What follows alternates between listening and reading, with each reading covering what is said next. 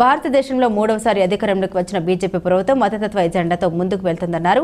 Macherla CPI area committee సమావేశం ఆదివారం జరిగింది. ఈ కార్యక్రమానికి ముఖ్య అతిథిగా సిపిఎం పల్నాడు జిల్లా కార్యదర్శి వర్గ సభ్యులు ఆంజనేయులు నాయక్ పాల్గొన్నారు. అంతేకాదు మీరు మొట్టమొదటి రాగానే గతంలో జగన్మోహన్ రెడ్డి గారు ఈ పాపాలు చేశారని చెప్పేసి చెప్పినట్టు ఆయన అది చేయలేదు ఇది చేయలేదు శ్వేతపత్రాలు రిలీజ్ చేస్తున్నారు.